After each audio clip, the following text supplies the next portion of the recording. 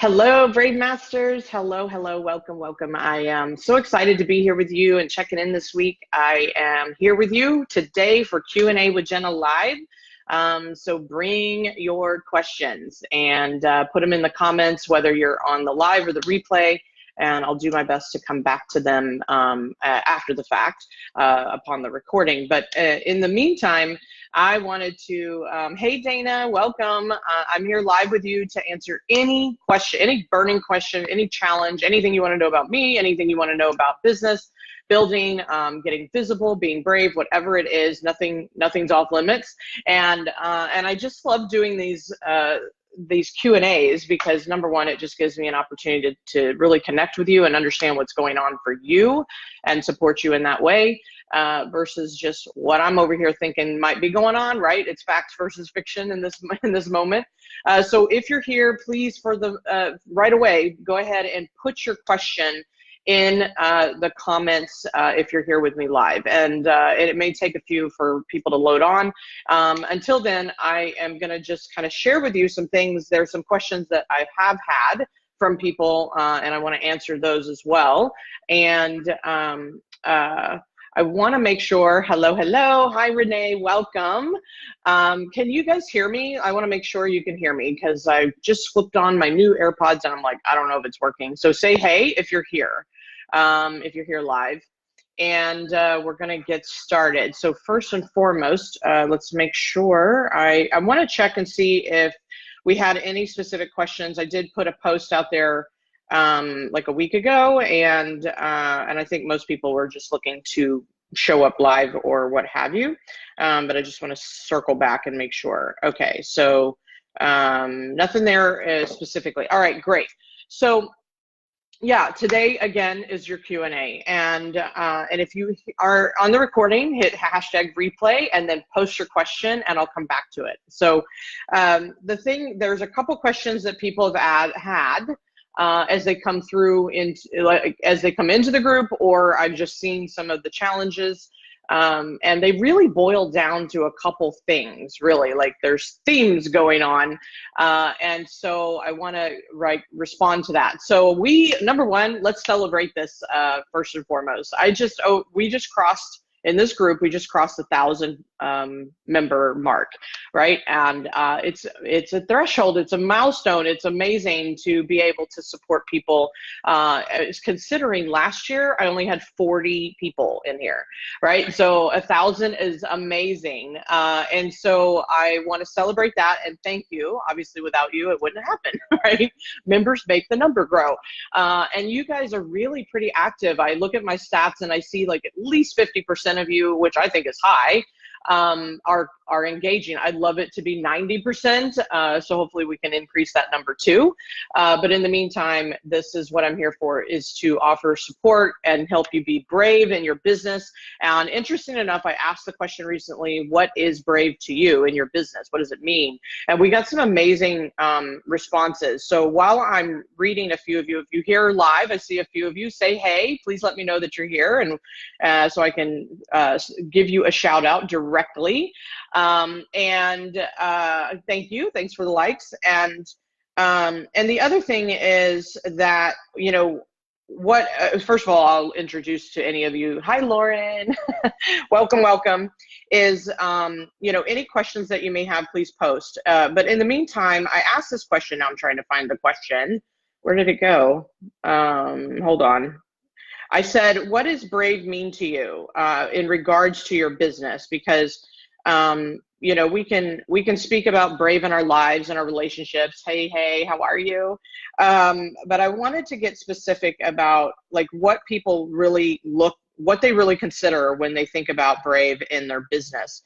And so I'm going to share some of that too, and that may prompt some questions in your mind. So someone said saying yes and then figuring out. That's like one of my biggest mottos. My 10 commandments of brave, right, is say yes and then figure it out. And the more you hesitate on that, I think the farther we get into sometimes analysis paralysis and stuff like that. So I think that's a great one. Kate said the term brave when it comes to business is about trust and faith, which I absolutely agree with. and because it's really taking that leap of faith. Ultimately, like when you get your brave on, you're taking a leap of faith. So one of the things that I know, one of the biggest questions I get is how to get started, how to put myself out there. So I want to speak to that because it's what I see when people answer my questions coming into the group. It's like, what's your biggest challenge? That's one of the biggest conversations. And so what happens is, number one, we say yes. And okay, we're ready, we're going to get started. We're going to, I've said, yes, I'm starting this business or whatever it is, whatever the business is. And then in order to stay brave, we have to make decisions and commit to them over and over and over, and then ultimately take action. So what I always talk about is how to put yourself out there is, first of all, just do it. Right? It's not trying, it's not maybe later, it's not next week, it's just do it. And if you're in part of your business, I call launch phase, right? I actually have a Vital Pace worksheet that really explains, like the 5 phases of business. I speak about that a lot. And if you're in the startup phase and you're making basically like less than 75,000 a year or under that 100,000 mark, you're in launch, and there's specific things you really want to do to accelerate if you want to pump that up right away. And how to get started, in my opinion, is you've got to know what your marketing mix is, and then you've got to get visible. Visibility is what I'm all about, right? So right now I'm getting visible in front of you guys, and it's a matter of getting over my fears of what you're going to think and what I look like on video, what do I sound like, all that stuff. And just doing it anyway for the sake of helping and serving people.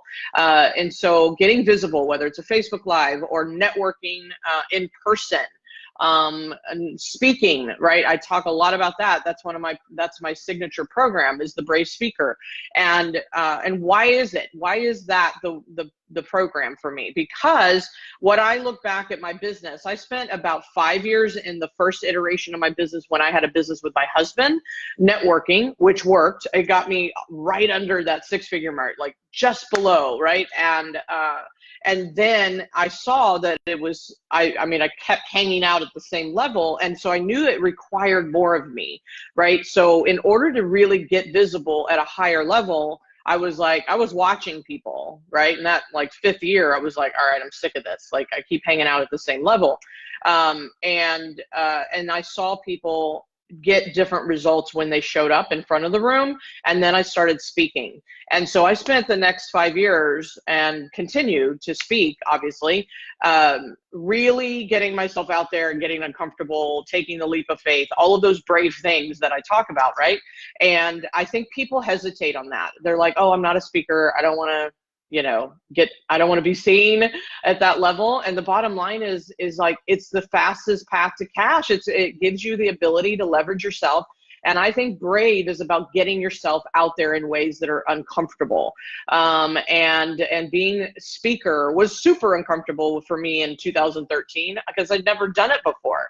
And I think that's the people want to like hide behind the computer, or they use time as an excuse. They use, I don't have time, I can't, get out of the house, or whatever it is. I'm like, hire someone. I had young children when I first started as an entrepreneur.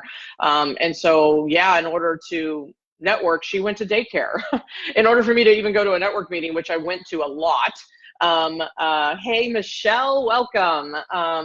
Please feel free to put questions and specific questions, and I'm here to answer all of them. So I'm just, I'm really wanting to impose on you that if you are in the beginning phase of your business, or you're making under 100,000 especially, then it's time to get out and be seen at a higher level, right? And a more leveraged manner. I think it's smart. I think it's intelligent to be able to go out there and speak in front of an audience, be seen on podcasts as the expert, things like that, or do Facebook Lives and share your content in a way that people can really connect to who you are and be able to ultimately, choose you over all of the other people out there, right? And so if we keep waiting for people to come to us, we may be waiting a long time, right? So 5 years ago, I started speaking, and I think that's one of the best answers to the question, how do I get started? what do I do first? How do I get myself out there? Then the next question is mastery, right? It's like, how do I monetize from that speaking? It's one thing to show up and speak and make people feel good and be like, yay, you get a, an applause, and then you walk away and nothing's really happening. So I don't do things without a strategy, really. So I'm always thinking, what's my conversion strategy? Even when I network, even when I do social media, even when I do a Facebook Live, whatever I'm doing marketing wise, I'm always asking myself, what's my conversion strategy? Basically, what is my end result that I'm looking for, and how do I get there? Right? And so when I'm speaking, I have a process called the 4 C's that helps me structure my talk so people actually can choose and make a decision at the end to move forward with me, right? That's my strategy. And workshops, I once I started speaking and getting comfortable, I moved into workshops and 1-days, and that's what I help my clients do is, like, what if you brought 10 people together for the first time in a room, and you were the expert, you were the workshop leader, course leader, whatever you want to call it, and moving people to a result, right? And so then I did 1-days for a while until I got really comfortable with that and had a result that I could say, okay, I know how to monetize, I know how to convert at a higher level. And then I started adding 3-days. And so I didn't jump out there and do a 3-day in the first 3 months of speaking. Like, that's not, I mean, unless you've been a speaker and you're ready, right? But it was very strategic, and it was very on purpose, and I did all the work to make that happen and, have a successful event. So those are the kind of things I would say if someone asks the question, which they have. I wrote them down for anybody that it may not be here live. How to put myself out there, and and I think people online, especially asking the question online, are like, well, how can I do it online?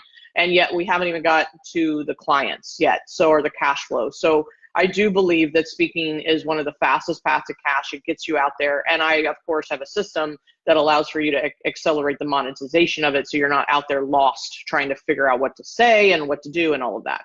So I'm going to pause here. Let's see. Hi, Michelle. Let's see what you have to say. I love to speak and don't do enough. Yes. Good. At least you love it. That's why I'm planning to launch a half-day workshop and book tour. Yeah, I love that. I think that's a really great target, so that it'll pull you through and pull you forward. I'm curious, Michelle, let's see, when you're doing workshops to convert, do you do workshops for a low cost? Okay, great question. And my curiosity, right, I just had a squirrel moment. The curiosity was, have you, how long have you been speaking, and do you have an average conversion rate? So whatever you offer, and are you offering, right? That's my first question. Are you offering something at the end of your speaking gigs? And considering you say you love speaking, so have you been making an offer? It's question 1. So if you want to put the answer in the post or in the comments. So when you're doing workshops to convert, do you do the workshops for a low cost? Great question. So yes, I do not do them for free. I think money is like skin in the game. And I usually, if I'm doing a half-day, maybe it's a 3 to 4 hour workshop. A lot of times it's over a lunch period. It just depends on your target market. If you're more corporate driven, you may do something on a Saturday or an evening. If you're entrepreneurs, I'm like, they should be able to schedule their own time, right, is my thought. So I usually did things during the day. Especially when I had younger children, I was like, my family's in the evening, so I've got to do things during the day. That was my circumstances. And so workshops for a low cost. And so my range is usually around $47 or something like that. A 1-day, I would charge anywhere between $97 to $197, depending on the purpose, and there's some different specifics to, based on the outcome and based on the type of event, and all of that determines your price. And you can do some early birds, and you can do some incentives, or bring a friend, things like that. Like, we can get strategic about how to fill the room, because that's the most important part, right? And I do believe in charging something. If you are doing more of that workshop, because they're getting a result, right, is my understanding of your intention behind the workshop. So let me know if that's helpful and kind of answers the question.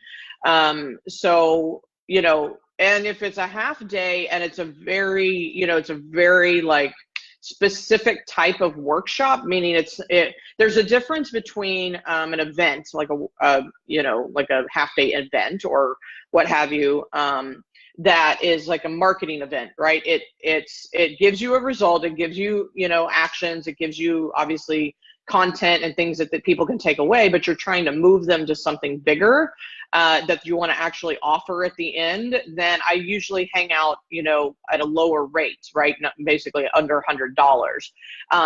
And then if it's something like you're literally, maybe the workshop is the sale from the marketing event. And so then a workshop where you're actually getting your hands dirty, they're pulling out their computers, they're doing work, they're walking away with a workbook or something like that, then that can be the value of the result, right? It's all about value.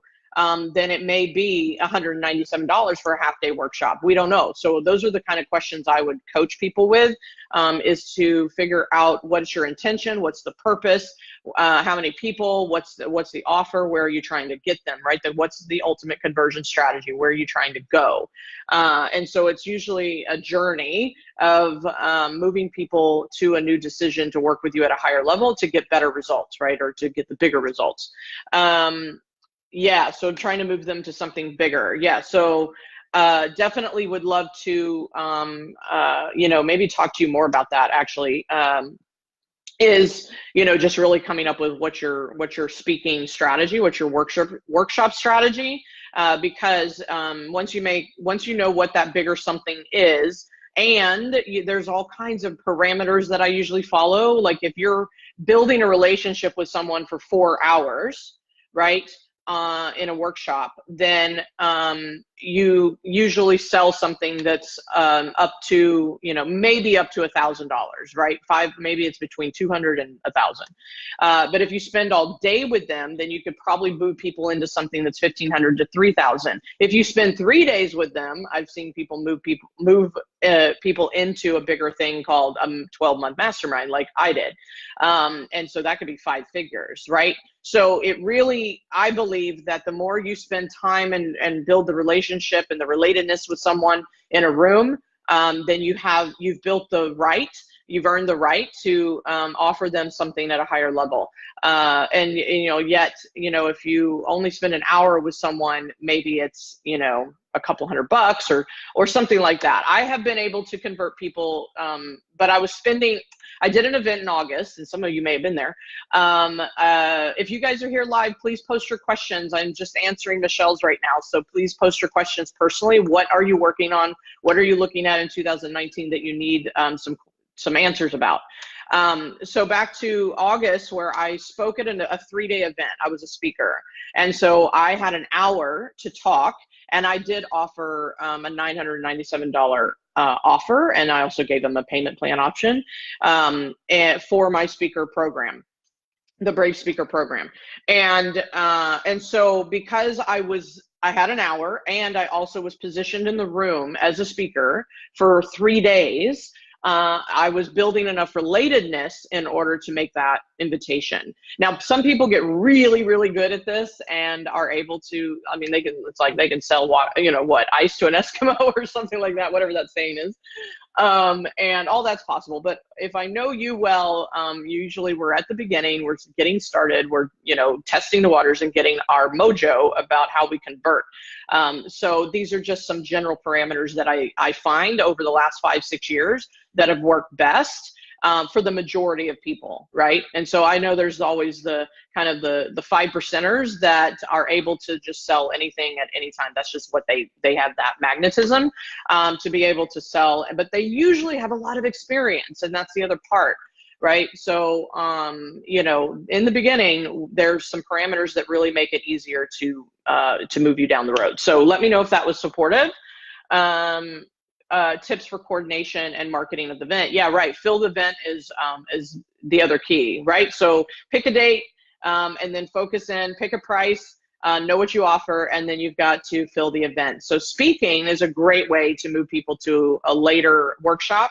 You can, if you're speaking in front of an audience, you can certainly offer like a discounted ticket because you're in the room with me today, and then you can do some early birds. There's a whole like event strategy leading up to an event. I usually spend about 3 months, 3 to 4 months in order to get to like really fill a room for a 1-day event.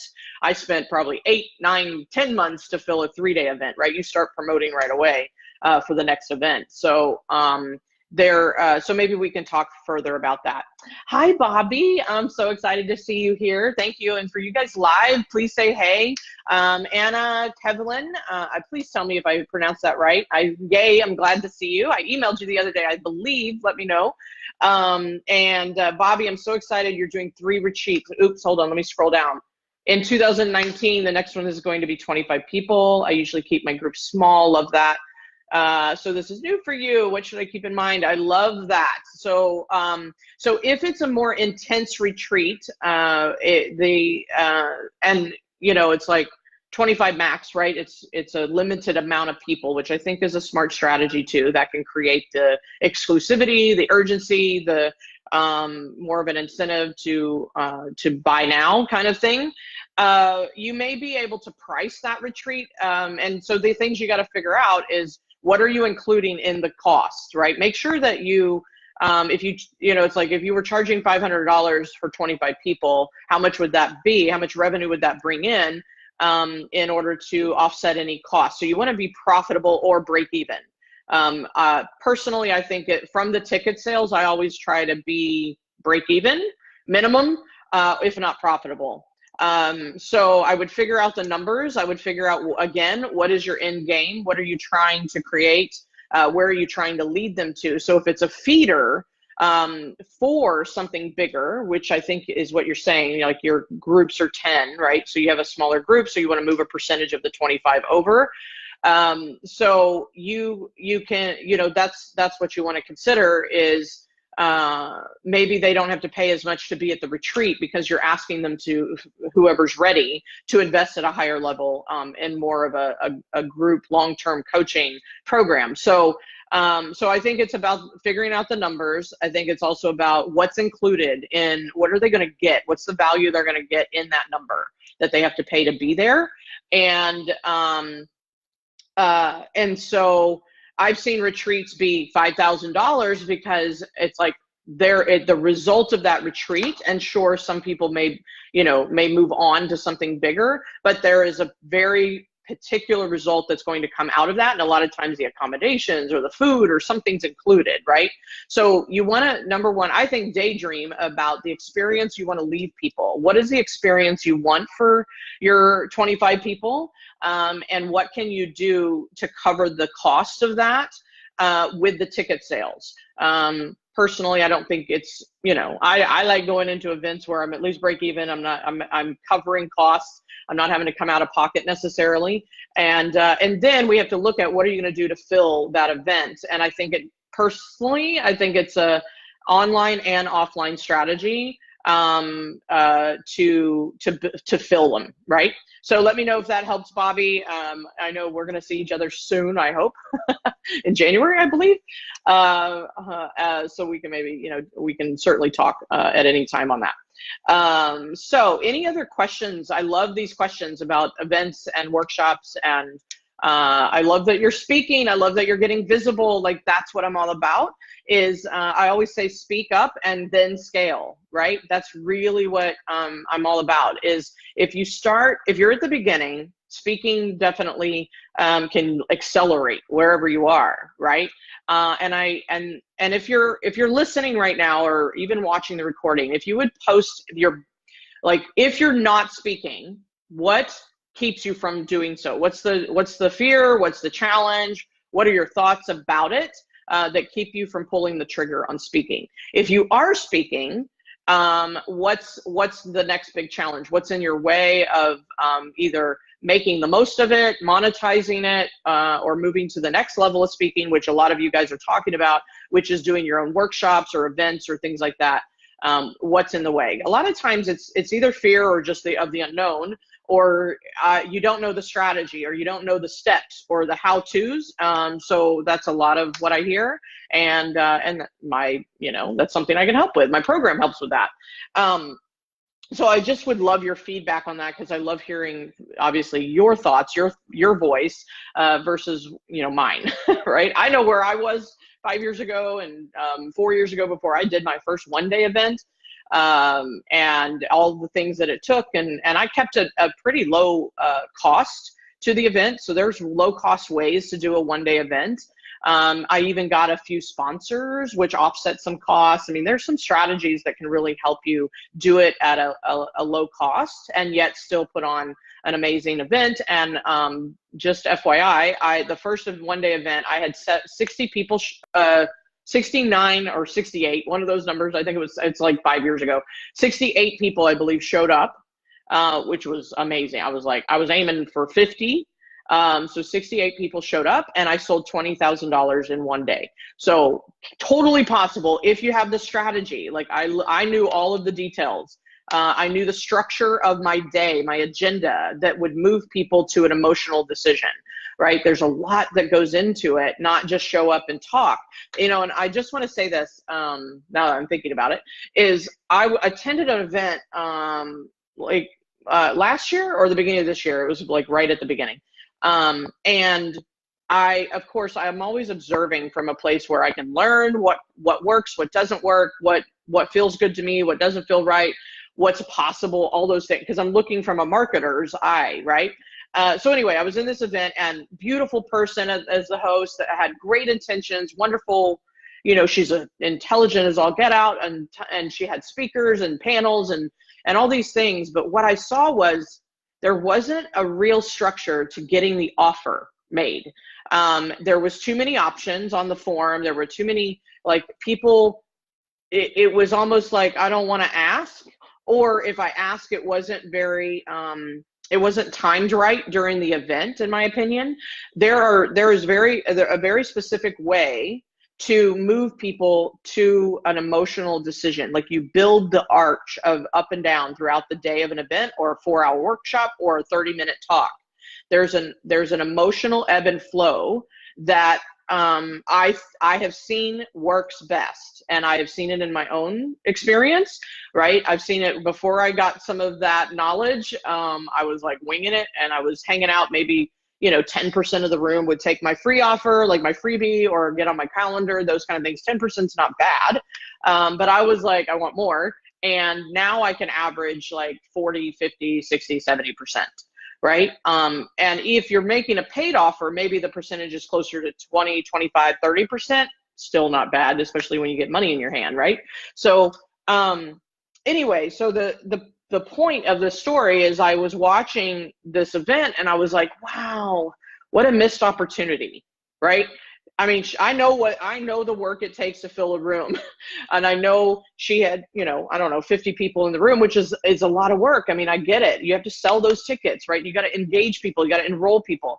And for the event structure, the agenda not to be in a way that would support her having a really powerful conversion at the end, because I knew what her intention was, right? Was to move people to a program.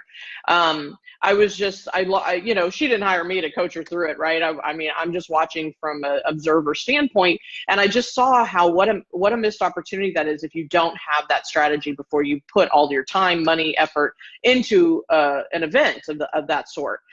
Whether it's a 4-hour workshop or what have you. It's like, wow, what else could I have done to make this more, right? And help more people at a bigger level. And so it was just one of those things that I was like, wow, okay, these last 5 years of me figuring out the structure of a talk to move people to a financial decision a lot of times. And sometimes I'm not making a financial offer. It's just get on my calendar or something like that. Then, I see the contrast when I'm in a room and it's not happening. And that's all that was happening. It was, I could see the contrast, and I was just like, what a missed opportunity. So if you guys are speaking already, I want to know, what's your biggest challenge about either converting, monetizing, or moving yourself to the next level, which would be like, put on your own workshops. Like Bobby's doing the retreats for her people, right? Or Michelle is doing a 4-hour workshop. And I love it. Holistic health coach, right? I love that. And by the way, Michelle, I've seen your before and after pictures. Like, bravo! Like, you really have, like, you know, personally gone through the experience of making yourself healthier, and I loved it. I loved your story. So I checked you out.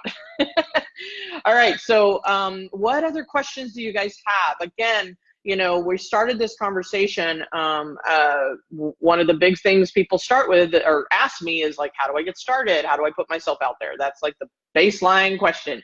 And my fast answer is, if you aren't making six figures, then you really need to be speaking. You really need to be networking. You got to put yourself out there. You got to attend events. Maybe you're sponsoring. Why did I get an angry? What you angry about, right? Or is that because you don't want to? And so it's like, what can you do to like get yourself out there in the fastest path possible? I believe speaking, networking, and getting belly to belly with people, face to face, is absolutely one of the most powerful tools, right? Powerful marketing strategies. Then people automatically, when I would speak, they would come online and find me online. So don't think I wasn't online, and I still am, obviously, right? Here we are. But it's this sense of building trust like no factors accelerate when you're person to person, or even right now, I'm with you guys. I know you're not, I can't see you, but I see your pretty pictures. I know you're here. And hopefully you can feel the connection with me. And I had to get really good at like looking at a dot on my computer, but knowing you guys are there, right? Knowing you guys are watching and interacting, and you're there, right? And so these are great. I love Facebook Lives, and I love video because it's the next best thing. But I just want to encourage, if you're not hitting the financial goals that you really want, and you're hanging out on computer only, or you're not even doing lives, I mean, you're just trying to post things on social media, all that's great and must be done. However, I think, you just got to get yourself out there in person. You really just got to show up. I know that when I started when I started my first business with my husband, well, it was technically my second business, we were running a web and graphic design company together. And he was in his office doing the projects, but he wasn't selling enough, right? Because he wasn't getting out there. He was busy, right? So that's why I looked at him and I said, hey, I'll go network, I'll go sell, and get our name out there, and like just try to drum up some business. And so the first thing I thought of was like, well, I just get out from behind the computer, right? And so sure enough, I mean, within a month of saying, yes, we're going to do this together, the first thing I did was go to a network meeting. And then I signed up for like 3 network groups, and I was consistent and automatic about it, and I would show up. And we quadrupled the income at that point. And then I got stuck at that kind of right below that 6-figure mark. And then I realized, like, how can I leverage all this time that I'm spending networking? And then I added speaking. So had I done that all together, right? You guys are here in my hindsight. I would have started speaking sooner. That's the lesson. I waited 5 years. And so for you guys that are in business, you've been in business, but you're like not crossing some of the thresholds. And online is great, and there's a time for it. And so if you got the cash flow handled, there's a lot more opportunity to invest on like Facebook ads and online, strategies and things like that take money in order to get in front of enough eyeballs. But otherwise, right, you can walk out of your house and go to a network meeting, and then you can ask for a speaking gig and say, hey, I'm looking to speak, right? And of course, my program, Brave Speaker, gives you the templates, the emails, everything, and the book of speaking gigs, right? It actually gives you a list of things to reach out to for speaking. So it's, I took everything I did and downloaded it. Everything I did to build my business, not just speaking, but all of my marketing, all of my tools and strategies and clarity that I had to get in order to like build my business to the multi 6 figures. I took all of that and I put it in my program, right? It's way more than just speaking, but that is the primary strategy that catapulted my business. So, and this is a form of speaking. If I wasn't comfortable speaking in public, I would have never got on a Facebook Live. And I think that may be what's holding some of you back. So So for those of you that, number one, thank you for your questions. This is a great conversation. And if you're still here live with me, what's your question? We're going to wrap this up here in a moment. And I'm here for you. I want to make sure that you get your answers and move along, right? So you can get into action and stay brave, right? So if you have any other questions, this is your opportunity to let me know. If you're still here, I like to just, give you kind of an opportunity to get some additional support. I don't know, Michelle, if you want some more support, etc. I actually have just a couple spots on my calendar. If you just want 1 hour with me to strategize and get clear on your marketing mix or your speaking, or your workshop or whatever the question is, just let me know. I'm offering a couple spots for $500. Right? It's more about the result than anything. I usually, my hourly rate is way more than that because I actually don't charge by the hour. So this is kind of, not a common thing. So I like, that I'm here with you. And if you're here and listening to this or took a moment to watch the replay all the way to the end, then you will hear this invitation. And so just DM me, or you can hit 121 in the comments, and then I'll reach out to you and we can set that up.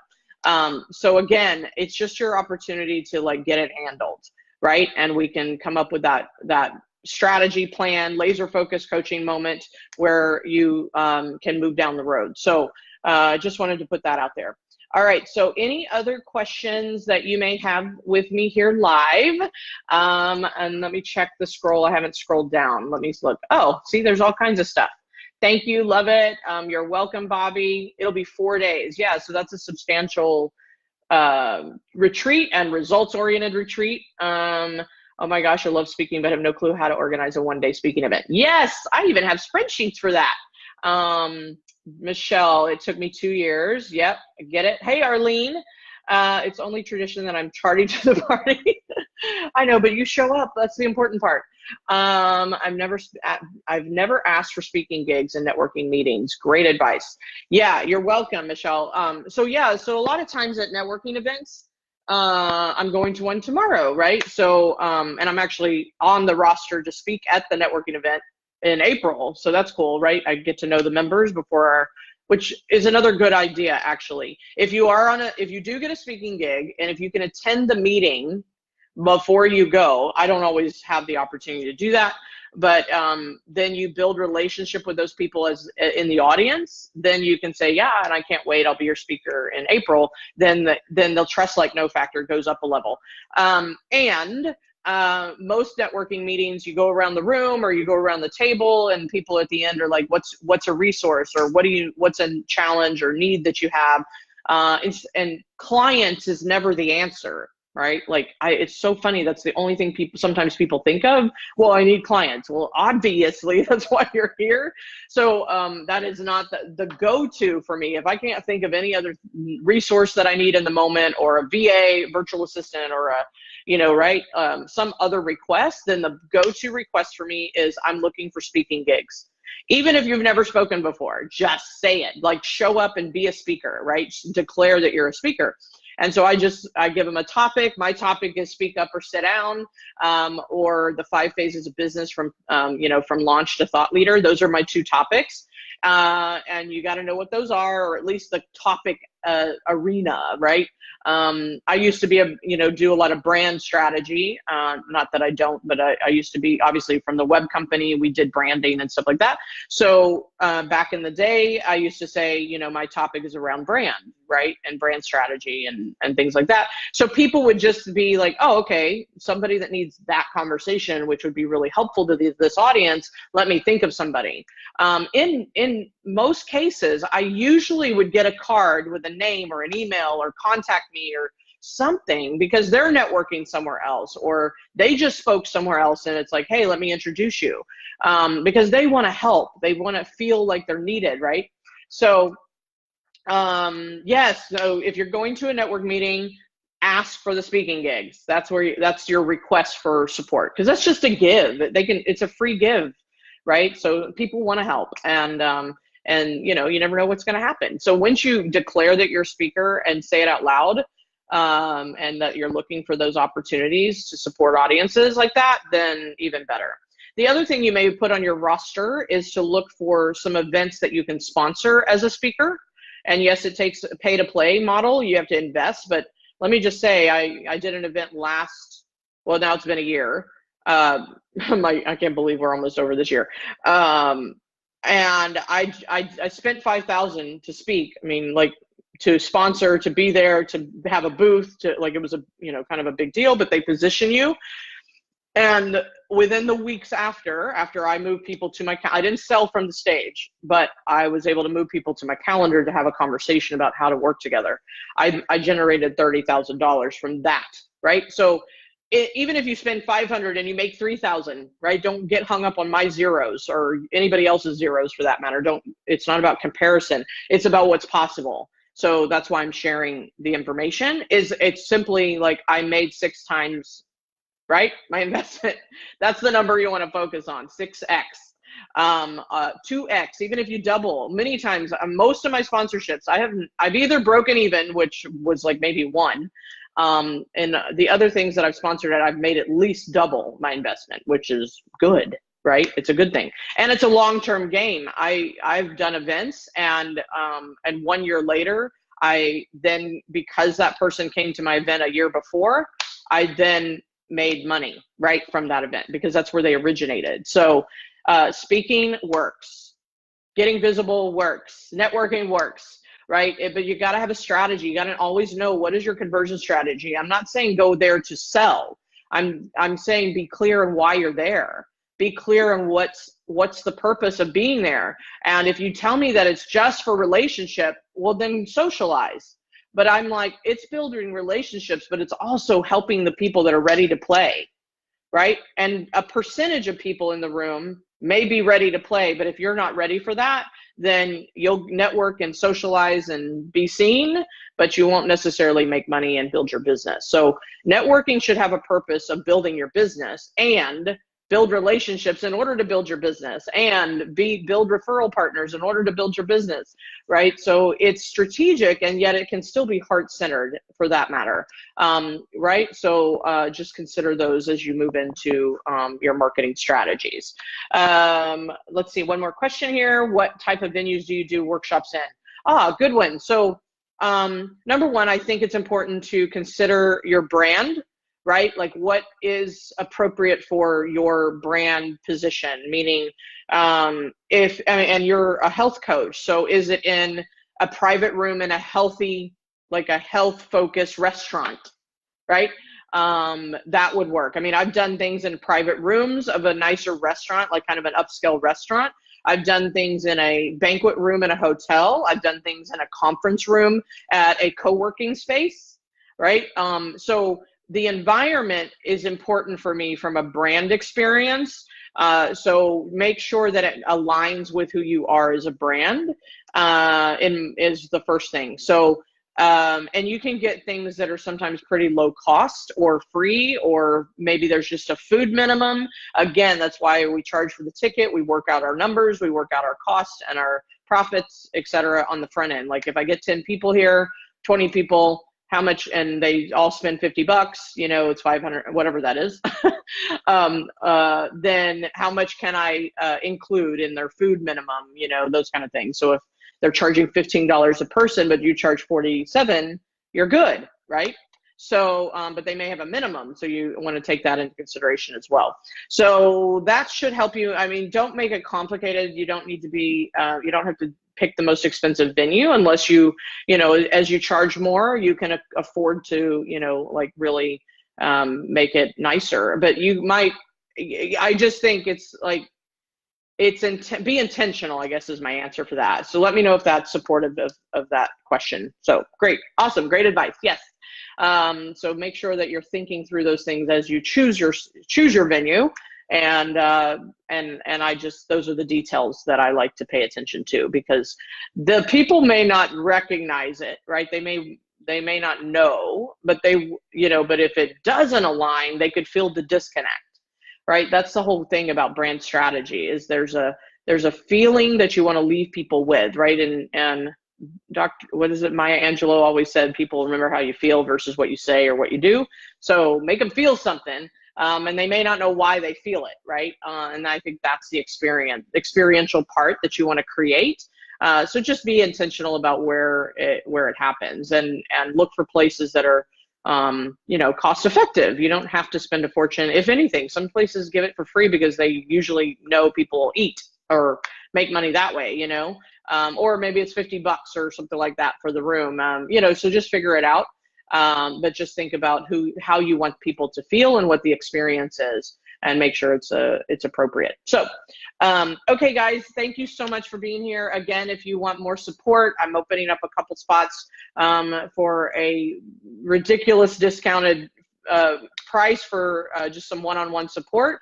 Otherwise, if you want more information about my Brave Speaker program, you can just put Brave Speaker program in the comments, and then I will share with you the link, or maybe we can have a conversation about that.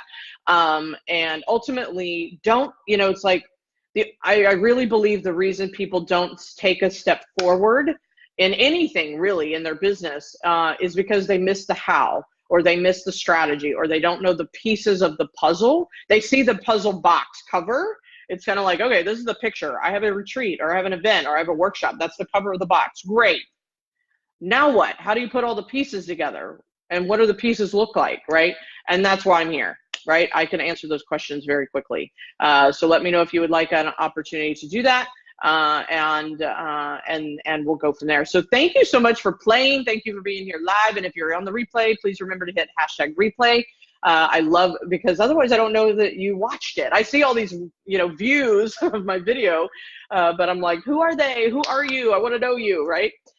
So definitely hit #replay if you come back to this video. Until then, I'm off to a speaking gig. Actually, it's online. It's a video podcast, but those are great too, right? So I have those, as well as networking, as well as speaking in person. Those are a part of my marketing mix. And but I'm here. I'm the guest on an interview podcast, and so hopefully it'll air soon, and you guys can check it out. So I love you guys. Thank you so much for being Brave Masters. Thanks for pushing our membership above 1,000 this week. That's a great milestone. Like I said, we only had 40 people in this group last year, and so yay. Please let me know how else I can support you. And if you like this Q&A, give me some likes and thumbs up and all of that good stuff, and I'll make sure that we do another one in the near future. So I love you guys. Thank you so much, and have a great Brave day. Brave daily, guys. Bye. Hey, Jennifer, I'm leaving. Nice to see you. Have a great one.